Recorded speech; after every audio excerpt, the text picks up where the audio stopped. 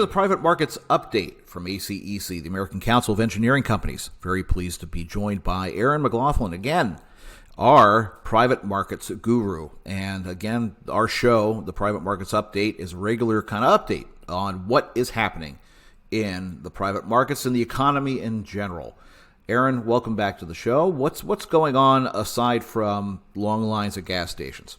I know, it's really, really crazy. Well, besides long lines at gas stations, if anyone is looking to move, now is probably the time to sell your house, but I don't know if it's a good time to buy a house. So, starting with what is still the hottest private market over the last probably 10 months or so, we have the construction put in place numbers for March, which came out earlier this month in May, and residential is at a peak, 23.3% growth year over year. Yeah, so that's putting it mildly. Yeah, I mean, obviously March of 2020 was a rough month, so I'm not surprised that it's up, but 23.3% is just really, really huge. And we had our annual convention just a couple of weeks back, and during our Land Development Coalition roundtable, this was the hottest topic, of course. And, are we entering, folks use the word bubble, which can be kind of scary because bubbles pop. So are we entering a bubble, or is this just growth because of demographics and interest rates and people needing more space because we're in a pandemic? So I think we are going to continue just watching that very, very closely. Yeah, it's amazing. I mean, my wife is a serial Zillow watcher, yes. Right? So she'll sit and she'll watch the neighborhood, and she is the first to notice when a house goes on the market, what it lists and what it actually goes for. And the numbers have steadily increased over time, which is great. I love it. Right. I love getting the numbers, right? But at the same time, there's this fear that I have that it's like, are we on the cusp of a bubble? Is this, at what point do we reach saturation and this pops? Yeah. Or is this the new normal? Is this now the push out from the pandemic? We are now seeing this, continued investment in residential housing. And this is this sustainable? I don't think anybody has an answer to that. No, I don't think so. It doesn't seem that in the larger business and economic press, the idea of a housing bubble is not getting a lot of traction. And I think that's because we've had a bit of a housing shortage. Now, granted, that's a shortage of affordable housing, so, and that is quote unquote infrastructure, that is being discussed on as our current administration expands the idea of infrastructure. So I think the hotness of the market will continue as long as we have low interest rates. It's Erin's opinion. However, we're going to have to address sort of the housing affordability issues. And, one thing that's really interesting to note, which I'm writing about in our summer issue of Engineering Inc., the private side column, is different kinds of economic metrics. And one metric that folks are looking at is the U-Haul index. So this is the index that they put out once a year that shows where people picked up their trucks and basically where they dropped them off. And it is very striking to see that it really is that Sun Belt region of the United States, traditionally a lower cost housing market area, spanning all the way from basically North Carolina, in the mid-Atlantic, south, and all the way over, stopping before California. That seems to be where people are moving to, and sort of the migration is coming out of the more expensive northeastern and west coast cities, and of course some of the industrial Midwest is still declining. So that trend seems to have accelerated as people have the ability to work from home, or think they're going to have the ability to work from home for an extended period of time. So yeah, absolutely. That's an interesting metric to look at, because it really does tell a better story of what's happening, and it's analogous to FEMA and the effects of severe storms, what they call the Waffle House Index, where if the Waffle Houses are up and running, then you know that things are recovering, or Right. that the damage wasn't that bad. Now we can look at where people are going, picking up, dropping off their U-Hauls, and you're absolutely right. I mean, number one state, ranked by migration growth. You've got Tennessee number one, Texas is number two, which is interesting, right? Because I would think that Texas would be number one, given everybody moving to Austin apparently. Well, I guess everybody wants to live in. People like their live music. Maybe Nashville Yeah, is. maybe that's the big Maybe one. that's the new hot location. Yeah, Yeah. absolutely. And then you look at Tennessee, Texas, Florida, Ohio, Arizona, Colorado, Missouri, Nevada, North Carolina, and then Georgia. Yep. That's our Seems top to be the 10. top 10, Yep. which is very interesting because so many people, I travel a lot in South Carolina, and you see a lot of Ohio plates down in South Carolina. So I'm kind of surprised that they didn't make the list. But Right. North Carolina's got a big tech sector. I mean, they've got a lot of investment going on, so I'm not surprised. I mean, that's high quality jobs moving to North Carolina, a lot of opportunity there. Same could be said for areas in Georgia, Arizona, of course, and Colorado. So a lot of it makes sense. It does It make sense does. that the people would be moving there. So what is? I guess let me ask you a real quick question related to inflation, because Okay. everybody, the funny thing is, I was looking at Twitter, and of course, the gas shortage hit, and everybody was looking at that, and somebody made a joke of saying, "What's next, disco?"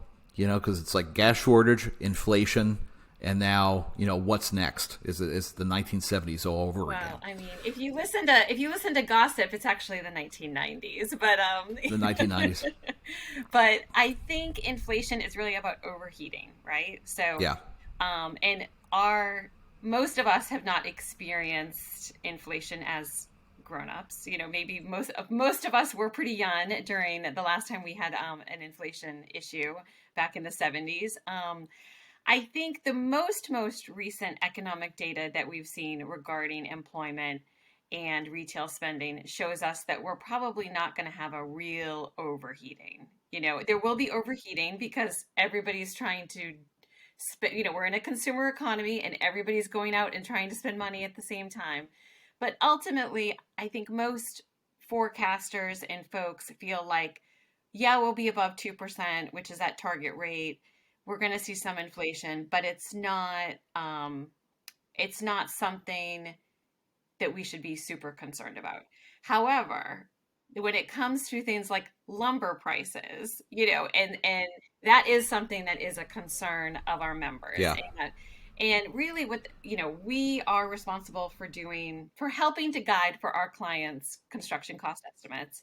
And so when we enter these kinds of turbulent economic times is when sometimes our estimates come in too low or too high. It was the reverse, during the recession back in 2000, 8 and 9, a lot of the estimates came in surprisingly, maybe not surprisingly, a little low. So, we work with our contractor friends to do that on our projects often, and we feel for our clients who are under the gun, especially the home builders, especially those that are using lumber and to an extent steel. It's not something we obviously have a lot of control over, and designing and building major projects takes months and years. Um, so it's a wave that we need to ride, and we need to be cognizant that it makes our clients even more conscious of costs, and that's where we kind of feel it. And that also was a hot topic of our roundtables this past convention. So, Aaron, I notice also in your presentation, you also have some alternative data of economic indicators. What do you have here? I see one on mobility trends, and you have some countries listed: the U.S., Italy, United Kingdom, and Germany. What's that about?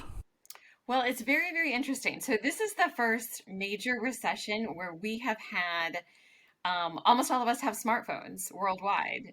And so basically, sensors, how we request directions, how we use maps, everything is being used to sort of track us and track where we go and sort of track how we're re entering the economy. So a lot of economists are using either Apple or Google mobility trends, which are public and are up on the Apple and Google Map websites, to see which economies are coming back. And recently, in a presentation that I did for ACEC Pennsylvania, I showed them how, the US, we're sort of rebounding at this point better than some of our European counterparts who are still struggling to get vaccinated. And then I also showed them, sort of focusing in a little bit, how the Philadelphia region is doing according to the Apple mobility trends. So what's really interesting when you go down to a US metro city level is to see, compared to sort of pre-pandemic times, are people walking more? Are they driving more? Are they riding transit more? They are not. So, when you plug in different cities, you can see how it's changed over the last, year and a half. And I think this will be very telling as we try to measure whether or not office workers and sort of us 9 to 5ers, if we're going back to work, especially in central cities. And right now the answer is no. And when you just drop in different cities, people are not yet taking transit. They're driving a lot more. They're walking a lot more in some cities where they're walkable, which is interesting. And then you also have the airline data. Yes. The travelers are ready to take off is kind of the title of the slide. We'll try to put the slide deck into the show notes for the presentation here so you can kind of follow along with the conversation. But it seems like we're seeing a spike after a big dip at the beginning of the pandemic, of course. So what are you seeing there? So that is another sort of what they call high frequency or alternative data point that economists are looking at. So every time people you used to have to wait for airlines to report it out. Now TSA measures it. So every time people go through TSA checkpoints, they report that up every single day. So we are sort of swinging back up, which is important for us to understand, not only for consumer travel but business travel. Another index that I showed our folks earlier this week is the Open Table Index, which is really interesting. So, are people dining out? Are people spending money? We are in a consumer-based economy, so sort of going back to the more comfortable people are going out and doing what they used to do, the more money is circulating, the quicker we will get back. I think what a lot of analysts are thinking about when you think about the built environment is, have our these indexes going to show a change in our human behavior from before the pandemic? Like, will people not go back to work in central cities? Will we not visit certain restaurants, coffee houses? Will we not engage in business travel like before? And it's really interesting to think about how that human behavior is going to influence how we build our environment, what we design, and what gets funded. So, will we be in a perpetual state of data centers, broadband, and industrial flex space getting most funding, or will we go back to, a lot of growth in other areas? And I think that's still very much unknown, which is interesting. Which makes looking at the data all the more interesting, honestly, because it just changes and you can kind of dive into it. And in this time where we find ourselves in kind of uncharted territories, fixing our, coming back up from a situation where it was an artificial economic shutdown, and how the economy is going to recover from that, and what decisions business leaders are going to make, it's going to be interesting to see what happens. And that's why we got to stay on top of it. And I'm very happy to be able to go through these numbers with you. Yeah. Yeah, absolutely. And it really, not to say that what we predicted is happening, but when we did our analysis at the beginning of the pandemic recession at ACEC, we looked at and thought, okay, the private markets are going to fall first, and then they might be followed by public markets. And we did not predict, nor did almost anyone, that huge housing boom, but that decline in private markets has happened, and it's been declined.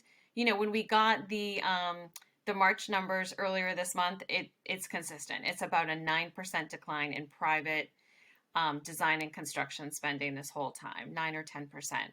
However, what was a surprise to me when I saw these numbers this month is that we are now really seeing the public numbers start to decline. So, going back to the beginning of the pandemic through January of this year, public design and construction spending was plodding along at a pretty good pace. It had dropped from like that 5 to 6% level down to about a 3% level, but there was only 1 month within that time frame that it had declined. But now we saw a drop in both February and March of this year. Excuse me, and March was a drop of 4.6%. So, knowing that that there was the not the infrastructure spending, but the stimulus package passed in March to help state and local governments, that may have actually been very well timed, because, we do want to see that number come back up. And so hopefully we will see that number come back up. It is to be determined how state and local governments will spend that stimulus money they received in March. They could use it for a number of things. They could use it for pensions, for operations and maintenance, for other things, or they could use it for capital projects. So I think, I'm in the same mind frame as others in our industry. I hope some of it goes to design and construction so we can see that public number come back up. And then, of course, if we have, a reauthorization of the FAST Act and a stimulus package passed, that will help that number even more. Yeah, absolutely. Absolutely. And then, the conversations that are surrounding the infrastructure bill right now, that definition of infrastructure, I mean, we know that 40% of the Biden plan is targeted towards capital projects. A large percentage, 600 plus billion, is your transportation infrastructure. And of course, the Senate Republican alternative has 568 billion. That's mainly your bread and butter traditional infrastructure funded through reauthorization. The Biden plan is additive beyond reauthorization language. So, you do the FAST Act, but Biden would, spend additional. But then that, our focus of course, is infrastructure, traditional, and then also those other areas that the definition is expanding. It's expanding to energy. It's expanding to broadband. These are all markets where our industry can take advantage of. These are all, burgeoning markets. Like I said, data centers and everything else that goes into it. That it's going to be very interesting next few weeks or months as this bill kind of works its way through the process. Yes. I mean, it really will benefit both public markets and private markets. As you mentioned, broadband, which is very bipartisan. The pandemic has shown us that broadband is necessary. We highlighted it last fall in our special brief. Excuse me. And so, we are we're very optimistic about that being included. And of course, our members design and build the entire built environment. So, of course, transportation and water systems, but, systems such as broadband and rail and others are important as well. Well, we will make sure to keep on top of all the changes in the marketplace, and we'll do that with more private market updates. Great to have you back on. Looking forward to a very packed. We're going to have a great, I think, lineup of shows over the next couple of weeks. Erin and I and the team have been talking about potential guests, and I think we have some great ones that we're going to be bringing on. So stay tuned, subscribe, like the channel, and stay tuned for the next private market update. And Erin, thank you again very much for coming on the show. And I know you're going to be luckily heading out of town pre-Memorial Day. Enjoy it. Thank you. And we'll see you when you get back. And until then, this again has been the Private Markets Update from ACEC. We'll see you next time.